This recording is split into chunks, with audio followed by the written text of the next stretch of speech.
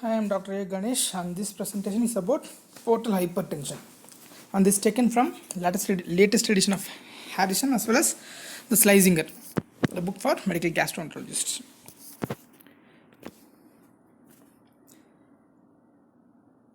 Portal hypertension per se is defined as hepatic portal venous gradient more than 5 mm of mercury. That is, the venous portal gradient will be more than 5 mm of mercury. So there are two important pathology that has to be addressed, that are the underlying pathology behind portal hypertension. One is increased blood flow in the splanchnic circulation. Next is increased resistance to the increased blood flow. So both these have to be addressed in the management of portal hypertension. The details which we will see in later slides. Portal vein we know is found by the confluence of superior mesenteric vein and splenic vein. The splenic vein comes from here, superior mesenteric vein comes from here, joins from the portal vein, enters the liver, goes out of the liver as hepatic veins. Within this liver, there will be arteries, portal vein, sinusoids, again veins, which drains into the IVC. So it is this region, sinusoidal region, where you will be having the space of Deci.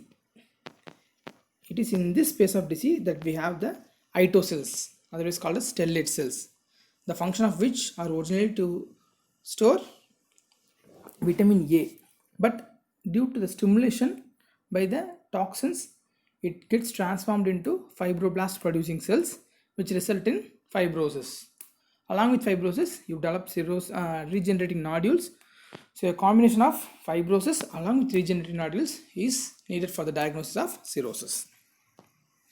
So when the pressure increases in this region of the portal vein, it is called as portal hypertension. This is the picture of depicting the portal vein. Portal vein normal diameter is around 10 mm. When the portal vein is dilated more than 10 mm, it indicates there is some form of portal hypertension. The portal hypertension is further divided into prehepatic, that is here, prehepatic, intrahepatic and posthepatic. First we will see the posthepatic. Whenever there is increased resistance to blood flow out of the liver, the pressure gets transmitted to the portal vein, which results in portal hypertension. So this part of the venous blood drains into the right heart.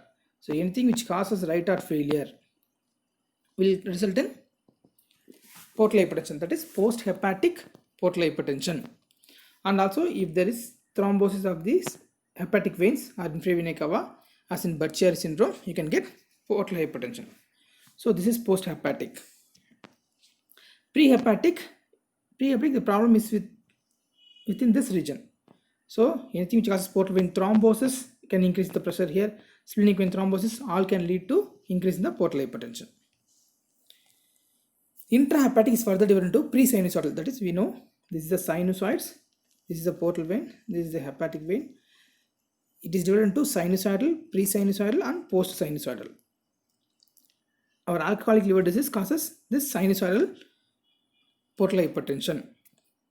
Pre-sinusoidal we have sarcoidosis, secondaries and schistosomiasis, triple S. You can remember it as triple S, that is pre-sinusoidal. Post-sinusoidal is due to these veno-occlusive diseases. So the portal hypertension causes are portal vein thrombosis and splenic vein thrombosis. It is most commonly seen in the presence of polycythemia vera. Anything which is going to increase the viscosity of the blood can cause thrombosis. Polycythemia vera, essential thrombocytosis, and the deficiency of protein C and S, which acts as anticoagulants, factor V Leiden mutation, and antithrombin 3 deficiency, etc., are some of the common underlying pathology behind this prehepatic portal hypertension. The pre-sinusoidal, we saw it is 3S: sarcoidosis, secondaries, and schistosomiasis. And sinusoidal typically is our alcoholic liver disease, which we present in our final year UGs. Post-sinusoidal intrahepatic portal hypertension is veno-occlusive disorders. All this we will see in separate slides. And post-hepatic, it is due to Budd-Chiari syndrome, where there is thrombosis of the hepatic veins and infravena cava webs, and cardiac causes like congestive cardiac failure, restrictive cardiomyopathy, and constrictive pericarditis. All this can cause post-hepatic portal hypertension. So what are the complications? When you develop increased pressure in this part of the portal vein, this pressure gets transmitted back. There are certain areas where your portal system anastomosis with the systemic veins. This is called as portosystemic anastomosis, and this channel opens up. One such area is in the lower one third of the esophagus. So the veins dilates here. Since the veins are not supported, they can rupture with increased pressure, resulting in UJ bleed, where the patient will present to us with hematemesis. So varicose hemorrhages, ascites. When there is increase in the portal pressure, the spleen gets enlarged. Normally, your spleen sequesters only 10% of the platelets.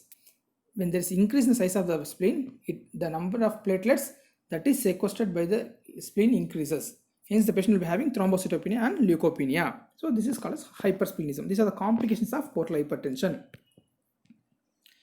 So, there are some endoscopic findings which predicts the bleeding risk in case of esophageal varices. They are red veil signs, hematocystic spots, diffuse erythema, bluish color, cherry red spots, and white nipple spots. These are the endoscopic stigmata that predicts that the patient may be having UG bleed in the near future. And patient with dense ascites also are at risk of developing bleeding from the varices. Diagnosis: any cirrhotic patient, when they develop thrombocytopenia, first differential diagnosis should be portal hypertension, and presence of ascites, encephalopathy, because in those portosystemic anastomosis, the toxins that are to be detoxified by the liver escapes and reaches the systemic circulation and suppresses my cortical functions, resulting in encephalopathy, enlarged spleen, and UJ bleed. The combination of this, you have to suspect portal hypertension and plan for endoscopy to see for the presence of esophageal varices. Management: we saw there are two pathologies. One is increased resistance and increased blood flow. We have to address both. So we have to decrease the blood that flows into the portal circulation by giving non-selective beta blockers, somatostatin analogs, and vasopressins, of which commonly we use non-selective beta blockers in the form of propranolol. This is the rationale behind using propranolol in portal hypertension. So these are the drugs that decrease the blood flow. The another component was resistance. You have to decrease the intrahepatic resistance. Resistance can be decreased by alpha blockers, angiotensin receptor blockers, and nitrates, isosorbate mononitrates. So you have to address both this component, the details of which we will see in a separate slide. So decrease the blood flow. This is done by beta blockers, vasopressin, and somatostatin analogs. And decrease the intrahepatic resistance is done by alpha blockers, ARBs, and nitrates. So this is the rationale behind using carvedilol and nitrates in cirrhotic patient having portal hypertension. Diuretics can decrease the plasma volume, but diuretics are to be used only when the patient has ascites. And there are some studies which says that metoclopramide and other prokinetic drugs which increases the lower esophageal sphincter, thereby decreasing the portosystemic anastomosis, can also be used, but though these are not routinely used. Thank you.